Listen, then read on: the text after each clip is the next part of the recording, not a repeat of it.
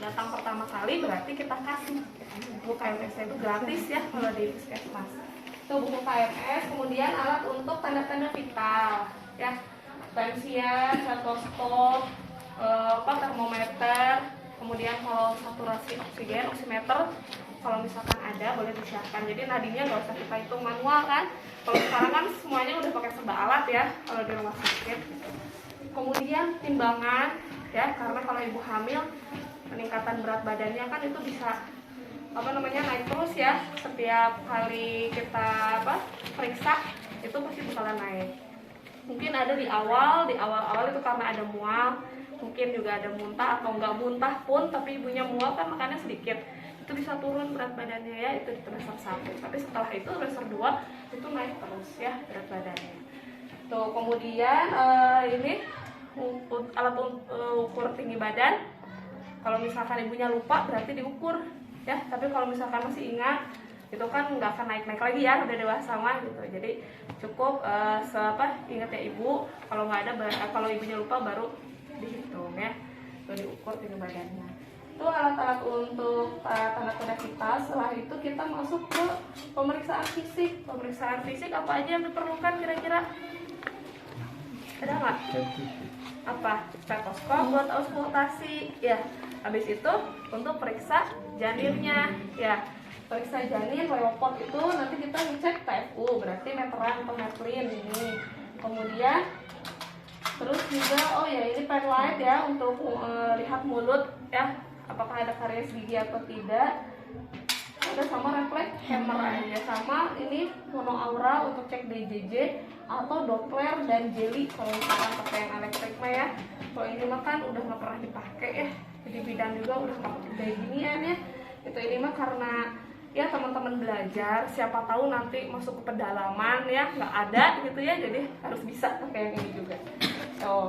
Udah itu saja alat-alatnya. Yang lain mungkin sarung tangan ya, sarung tangan dipakainya nanti sebelum tanda-tanda vital. Jadi saat anamnesa kan di awal anamnesa ya, berarti itu tidak perlu ya. Tuh, ini udah disiapkan. Kemudian pasiennya datang, biasa 3S ya. Assalamualaikum ibu, perkenalkan saya dengan Bakti gitu ya.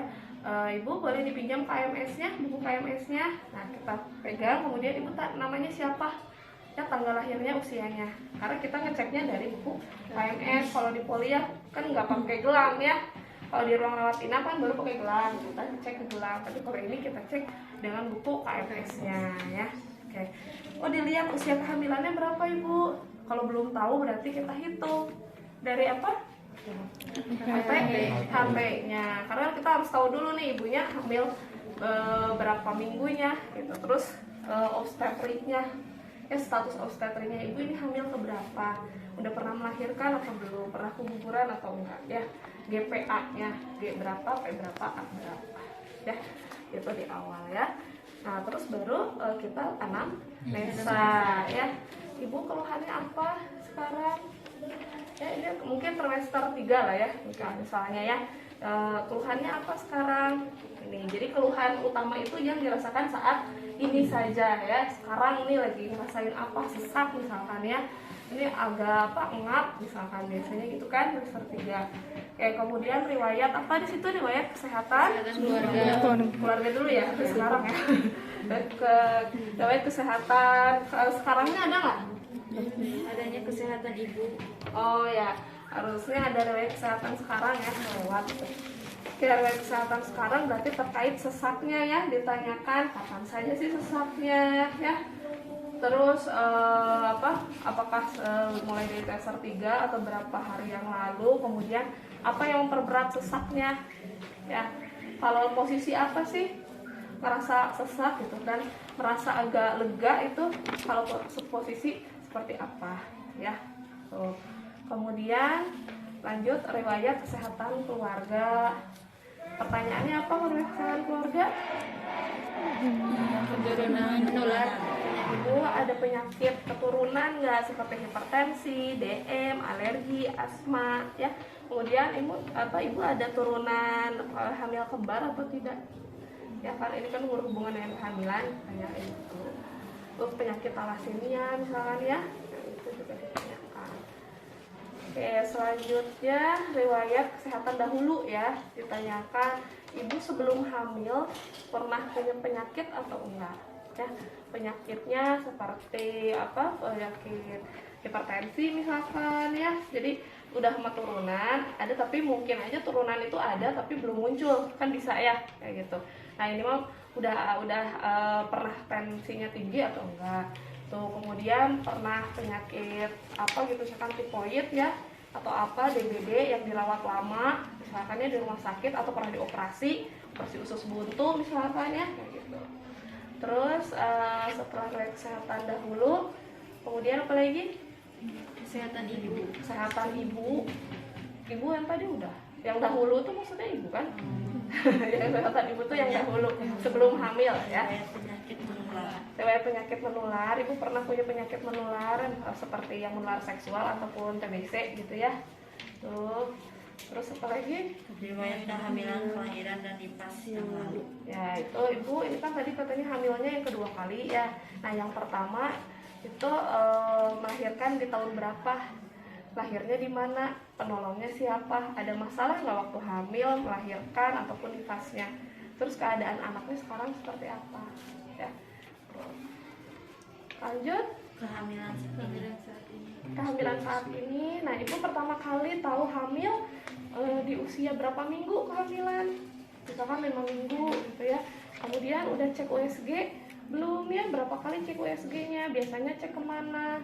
Terus keluhannya trimester 1, 2, dan 3. Vitamin yang diminum ya, vitaminnya. Terus udah imunisasi TT atau belum? Ya, itu terkait dengan kehamilannya lah saat ini ya. Di situ. Lanjut. Riwayat menstruasi. Riwayat menstruasi pertama kali haid kapan? Terus siklusnya, lamanya haid, masalah saat haid ada atau tidak ya. Terus Riwayat pernikahan. riwayat pernikahan, ibu punten ini pernikahan yang pertama gitu ya. Terus kapan pertama kali menikah, di usia berapa, suami di usia berapa, lamanya pernikahan juga berapa tahun ya. Tuh. Terus Riwayat penggunaan alat kontrasepsi. nah, ibu sebelumnya pernah pakai KB apa yang dipakai, berapa lama, ada masalah atau tidak, atau keluhannya saat menggunakan KB tersebut ya. Terus setelah melahirkan nanti mau pakai KB atau enggak? Ya, itu juga ditanyakan. Lanjut. Riwayat biologi. Ginekologi, ibu pernah nggak punya penyakit di sistem reproduksinya, misalkan tumor atau kanker payudara, kista, miom gitu ya. Pokoknya yang di sistem reproduksinya lah ya. Terus timbang berat badan dan tinggi badan. ya Bu, untuk pertanyaannya udah selesai. Sekarang kita masuk ke pemeriksaan fisik ya. Ibu boleh ditimbang dulu. Ya, ditimbang dulu. Timbang mah wajib ya. Jadi ibunya harus ditimbang saat itu. Jangan nanyain Bu, berat badan kemarin berapa? Karena kan pasti beda ya sama ibu hamil. Jadi harus ditimbang. Tinggi badannya berapa Bu? Masih ingat? Oh, masih 160 misalnya. Bu. Oke, lanjut kita pemeriksaan tanda-tanda vital ya. Ibu duduk lagi, kita cek dulu tensinya ya Bu ya. Siapa yang belum bisa tensi? Yang masih coba Abi. latihan ya. Ini kan waktunya masih panjang ya. Ini ibu mah cuma bisa sampai jam 10 lah paling ya. Gitu. Jadi sisa waktunya silahkan dipakai mandiri ya buat tensi, terus buat yang apa refleks patella ya ditemuin tuh di mana ya. Tuh mumpung masih tingkat 2 ini. Terus tensi ya, apalagi nadi, suhu, respirasi ya. Tuh itu nggak perlu dicontohkan kan, udah bisa ya. Yang lain mah ya itu mah nanti kalau Nancy nanti lah setelah ini. Terus setelah tanda-tanda kita anjurkan ibunya untuk BAK dulu ya. Ibu mau pipis nggak? Kalau soalnya ibu nanti saya mau memeriksa bagian perut, takutnya nanti ibu nggak nyaman ya, kebelet pengen pipis saat pemeriksaan gitu ya, mau pipis dulu gitu ya. Tuh, jadi bukan Bu boleh dikosongkan kandung kemihnya. Soalnya kan di situ tulisannya mengosongkan kandung kemih ya. Bu boleh mau BAK dulu nggak ya, mau pipis dulu. Nah itu kemudian kita cuci tangan ya, hand sanitizer-nya disiapkan, cuci tangan, kemudian pakai sarung tangan ya. sebenarnya mah waktu sebelum COVID mah ya kita PMK juga di rumah sakit nggak pakai sarung tangan nggak apa-apa asal pasiennya sudah dideteksi HBsAg ya hepatitisnya. Kalau hepatitis kan menular lewat keringat ya, nah itu kalau itu nggak apa-apa. Jadi sarung tangan itu dipakai untuk tindakan invasif saja. Tapi kalau sekarang demi keamanan ya pakai ya sarung tangan. Oke, sarung tangannya itu ya.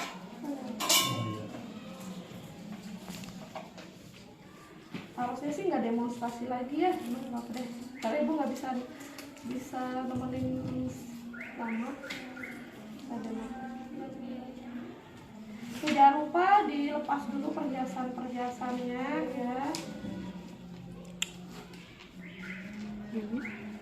Jimat buka.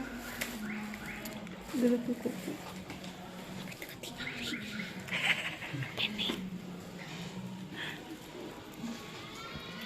Anda Ini nggak usah ya kalau bebek ini tidak perlu karena kita tidak melakukan pemeriksaan dalam ya. Ini bukan pemeriksaan dalam. Kita siapin.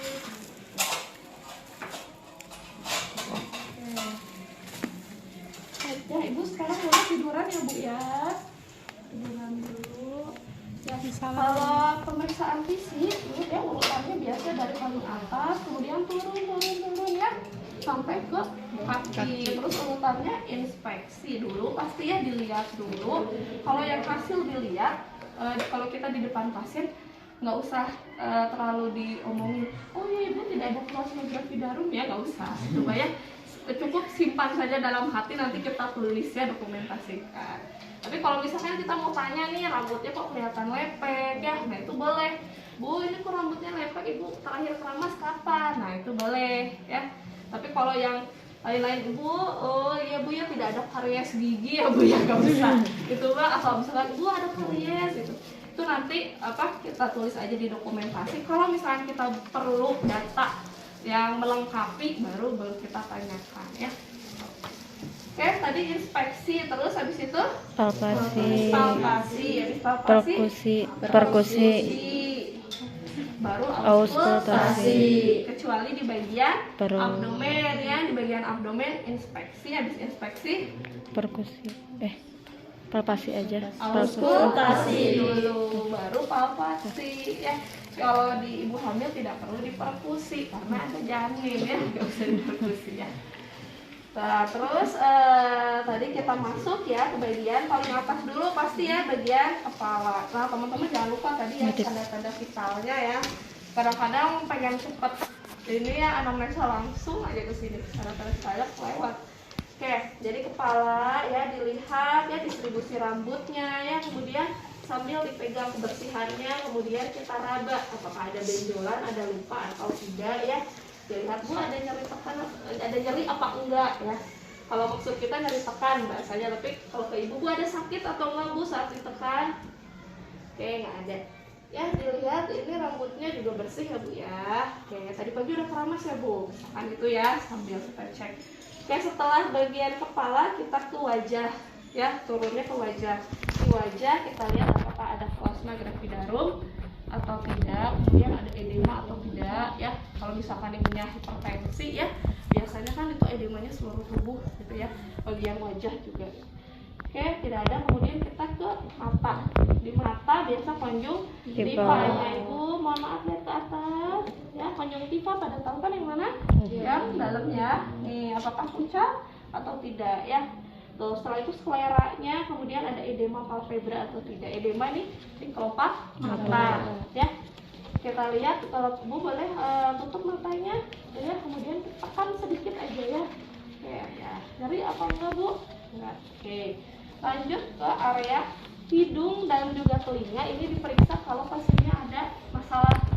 Karena kan kita sekarang pengajiannya fokus ya, fokus untuk ibu hamil. Nah di hidung dan telinga itu tidak ada perubahan ya, pada ibu hamil masih sama.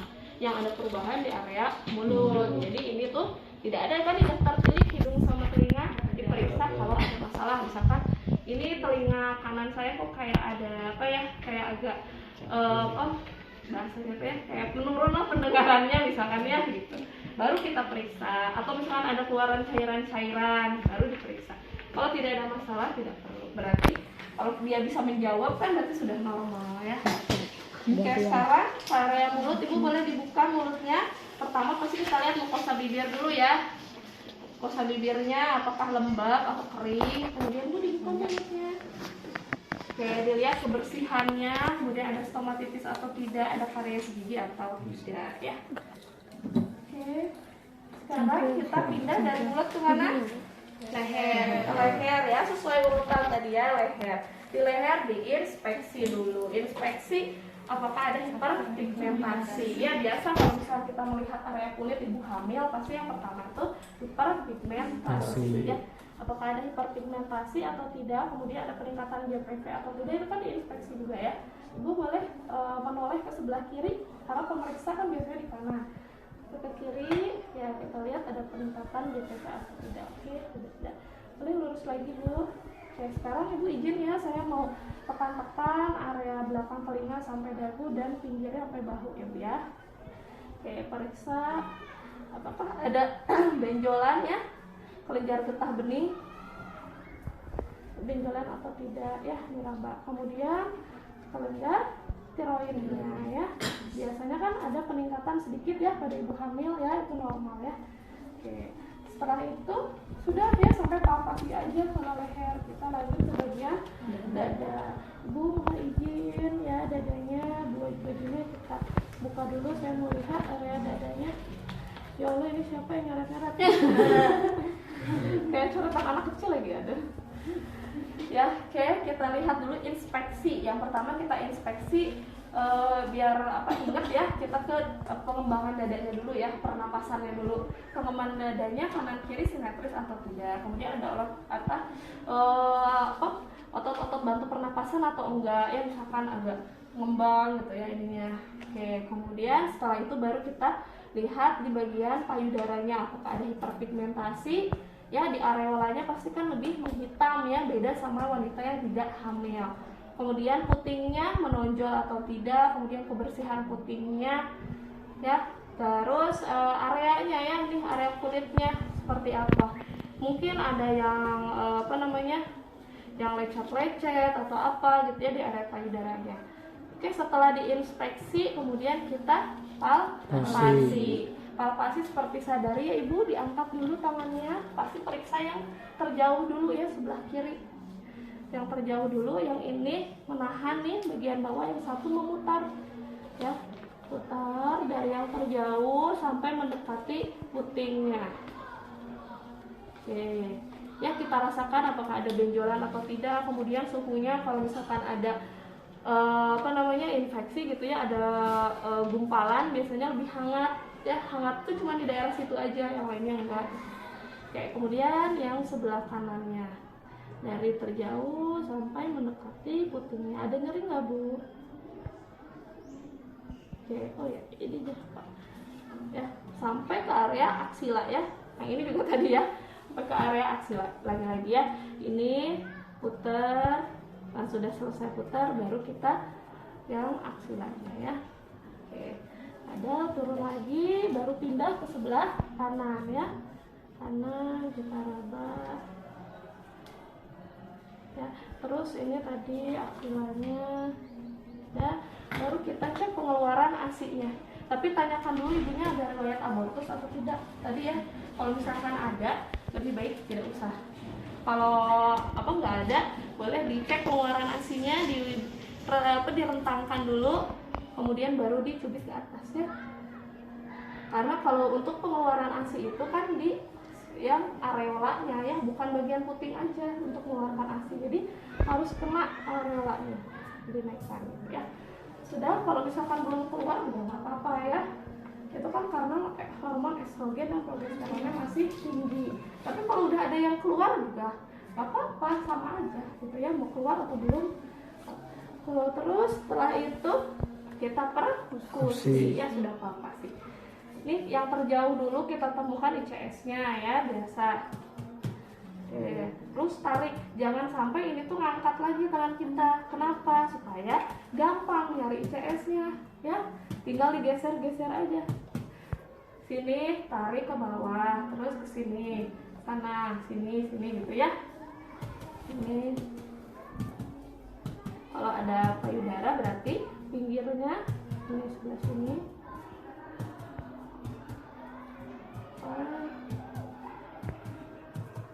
Sampai sini. Oke, udah. Terus auskultasi seluruh 8 paru yang terjauh dulu. Tarik nafas Bu, keluarkan. Keluarkan. Oke, 6. Terus baru jantung di mana? ICS 2 dan ICS 5 ya. Oke. Suara nafas normal apa? Vesikuler. Suara nafas normal vesikuler. Kalau suara jantung fluid, tidak ada suara murmur atau suara berdesir gitu ya. Tuh, kemudian setelah dari bagian dada kita ke abdomen ya. Ditutup lagi ya dadanya.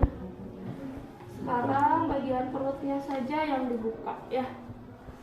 Oke, yang pertama inspeksi ya. Inspeksi apa? Hiperpigmentasi. Terus linea nigra, garis kehitaman dari umbilikal ya, dari pusat nih sampai ke simfisis pubis. Kemudian spirae gravidarum, sengkayu-sengkayu di perut. Kemudian ada bekas luka operasi atau tidak ya, ataupun ya yang lain lah di kulitnya itu kelihatan ada apalah gitu ya. Misalkan ada luka iritasi atau apa gitu ya. Tuh, kemudian setelah itu bising usus ya. Setelah inspeksi bising usus dulu, soalnya kalau dipalpasi dulu nanti bising ususnya hiperaktif ya. Cek di 4 kuadran ya. Kenapa ngecek 4 kuadran? Untuk ngecek mana sih yang paling aktif ya bunyi bising ususnya. Nanti di situ kita hitung selama 1 menit ya. Hitung selama 1 menit. Oke, sudah. Misalkan di kuadran ini ya, kiri bawah yang paling aktif ya di situ. Oke, setelah itu kita palpasi ya. Kalau ada cek kandung kemih juga setelah ini ya, setelah bising usus kita cek kandung kemihnya penuh atau tidak ya. Kemudian baru kita leopard. Kakinya ibu ditekuk dulu ya Bu ya. Kakinya ditekuk.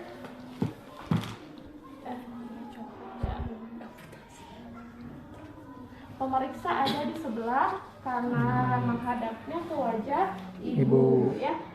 Kemudian leopard 1 itu untuk mengetahui apa yang ada di fundus ya, kita siapin merkuri ini.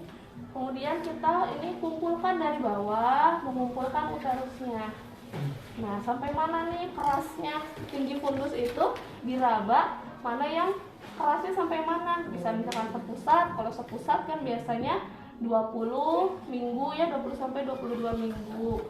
Nih, sini misalkan. Baru kita ukur ya tinggi fundusnya. Dari tinggi fundus sampai ke simfisis pubisnya. Oke, 18 cm ya. Nah, tadi kita raba lagi, ini bagian atas ini teraba apa sih? Apakah keras, bulat, melenting berarti kepala, apakah misalkan lunak, terus agak bulat tapi tidak melenting berarti bokong, atau misalkan kita raba kosong gitu ya, berarti itu apa namanya, mungkin ekstremitas ya gitu, bayinya sungsang, atau misalkan punggung ya, bisa aja gitu. Kalau punggung berarti kan keras, datar, panjang seperti papan ya. Tuh. Kan itu leopard 1 itu bagian atas ya, leopard 2 itu kanan kiri. Ini menahan, kita biasa periksa dulu yang sebelah kiri ya, yang terjauh dulu. Ini diraba aja, boleh dari bawah atau dari atas boleh. Yang penting ini meraba apa sih bagian sebelah sini. Misalkan yang diraba ini ada tonjolan-tonjolan kecil misalkan ya, itu mungkin sikunya ya, lututnya bayi misalkan. Oke, berarti ini ekstremitas ya. Kemudian yang ini tahan lagi, yang ini meraba. Oh, yang di sini teraba ini keras, datar, panjang seperti papan, berarti punggung janinnya ya. Oke, Setelah itu leopard 3. Nah, yang kiri menahan fundus, yang sebelah kanan ini kayak menjepit gini ya, menjepit deh. Ini, dan ini kita raba lagi nih bagian bawah ini apa? Kalau tadi di atas bokong, berarti di sini kan harusnya kepala ya. Oh, ini keras, benar keras ya, kemudian bulat. Oke, kemudian digoyangkan ya bagian terbawah itu. Kalau misalkan bisa digoyangkan artinya belum masuk. Kalau sudah masuk berarti kan dia sudah terjepit ya sama tulang, berarti nggak bisa lagi digoyangkan. Kalau misalkan sudah masuk PAP ya tidak bisa lagi digoyangkan, kita lanjut leopard 4. Tapi kalau misalkan masih bisa digoyangkan sudah selesai ya, tidak dilanjut ke leopard 4. Mima lanjut ya karena sudah masuk ceritanya. Kaki ibunya diluruskan dulu leopard 4. Sekarang pemeriksanya menghadap ke kaki ya, kalau tadi ke kepala, sekarang ke kaki ibu. Nah, kemudian pas di simpisis pubisnya tangan kita ini ditempelkan. Nah, kalau misalkan ada bagian terendah janin ini terasa bakalan agak keras. Nah, pas kerasnya masih ada kerasnya atau enggak? Kalau ada kerasnya pas di mana tangan kita? Apakah begini atau begini? Ya. Kalau begini nih misalkan ini udah masuk tapi baru kecil, sebagian kecil. Boleh tangannya gini di sini. Ya, sini. Nah, jadi tangan kita bakalan seperti ini. Tapi coba masuk lagi. Nah, ini bakalan sejajar. Kalau misalkan masuk lagi, nah berarti di bagian apa nih simpisis pubis itu sudah lehernya ya. Jadi pas kesini udah ini ya, udah nggak akan keraba lagi keras di sininya. Udah seperti ini. Ini divergen. Kalau ini tadi konvergen, sejajar, divergen ya. Konvergen itu sudah masuk tapi sebagian kecil. Yang ini sejajar itu setengahnya. Kalau divergen sebagian besar, bagian terbawah janin sudah masuk. Bagian terbawah janin itu tidak harus kepala ya. Kan bisa lahiran bokongnya duluan, kakinya ya. Udah, setelah itu kita cek DJJ-nya ya. Cek DJJ, tentukan dulu puntung maksimum. Puntung maksimum itu punggung atasnya ya, jantungnya. Tadi punggung di sebelah mana? Hasil pemeriksaannya tadi leopard 2 sebelah kanan ibu ya, kanan. Terus kepala di mana? Misalkan di bawah ya. Nah, berarti di kuadran kanan bawah ya. Kita tempelkan di sini ya. Ini kemudian kita bandingkan dengan nadi ibu. Ini jangan dipegang ya.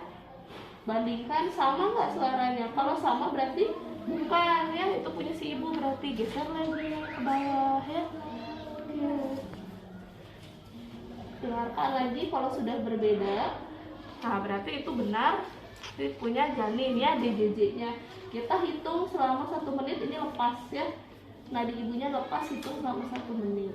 Nah, kalau misalkan pakai Doppler ya, itu tinggal kita kasih jeli ya, terus ditempelkan, kemudian kita dengarkan suaranya yang seperti tokol kuda ya, cepat. Berarti itu DJJ-nya, dan itu langsung keluar. Biasanya ya berapa? Normalnya berapa DJJ? 120 sampai 160 kali per menit ya. Tuh. Oke, setelah itu udah cek DJJ selesai ya, udah di bagian abdomennya ya. Ibu tutup lagi bajunya. Sekarang kita ke bagian genitalianya ya. Bu, punten ya Bu ya, bagian genitalianya dilihat dulu ya. Aduh, potong. Ya, buka dulu. Ininya posisinya dorsal recumbens enggak ya. Kita lihat apakah ada varises, apakah ada keluaran ya. Kemudian apalagi edema atau tidak. Chadwick, oke. Chadwick itu pada awal kehamilan ya, 8 minggu kehamilan. Oke, sudah tidak ada, kalau ada keputihan sedikit, paling ibu nanti penggantian celananya ya. Ini harus sering, minimal 3 kali lah sehari ya. Jangan sampai lembab. Habis pipis juga harus dilap dengan tisu ya. Oke, karena resiko infeksi ya ibunya ya, ibu hamil itu. Oh ya, sama satu lagi hemoroidnya ya. Bu, lihat ke belakang, misalnya ke kiri, kita lihat apakah ada hemoroid atau tidak. Oke. Oke, sekarang kita lihat bagian ekstremitas bawahnya ya. Kakinya bukan ya Bu ya, dibuka dulu, dilihat apakah ada edema, kemudian apakah ada varises atau tidak ya. Ya, boleh akralnya juga dipegang, hangat atau dingin, CRP-nya. Oke. Kemudian refleks, patella, ibunya minta duduk aja ya. Kalau ibunya kan bisa duduk ya, kalau ibunya nggak bisa, lemah misalkannya di ruang rawat inap, baru itu di ini ya. Yang penting ini harus menggantung kakinya ya, dilemaskan, jangan sampai ada tahanan ya, baru bisa kita cek refleks patella ya. Kalau ibunya tadi di poli mah duduk aja, ibu duduk di sini kakinya menggantung, kita cek refleks patella ya. Sudah, ibu boleh duduk lagi, kita tulis hasil dokumentasinya ya di buku KMS-nya. Kemudian janjian lagi ibu nanti untuk pemeriksaan selanjutnya 1 bulan lagi ya Bu ya, misalkan ya 1 bulan lagi nanti tanggal sekian. Oke, itu saja Ibu. Tadi dari hasilnya semuanya alhamdulillah normal ya Bu ya, bagus. Posisi adiknya kepalanya udah di bawah. Bentar lagi mungkin mungkin nanti bakalan masuk ya. Itu berarti mendekati waktu persalinan ya. Itu saja Ibu. Ada pertanyaan dulu? Makanya tidak ada. Ya sudah cukup Ibu. Tadi janjiannya 1 bulan lagi ya Bu ya. Udah boleh keluar Ibu. Assalamualaikum warahmatullahi wabarakatuh.